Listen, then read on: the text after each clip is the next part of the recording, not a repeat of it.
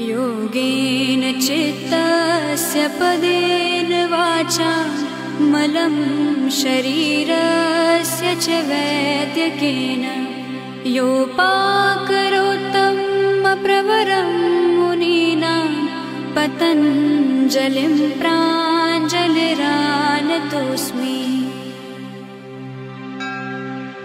योगेन चित्तस्य पदेन वाचा मलं शरीरस्य च वैद्यकेन योपाकरोत्तम प्रवरं मुनीनां पतञ्जलिं प्राञ्जलिरानतोऽस्मि।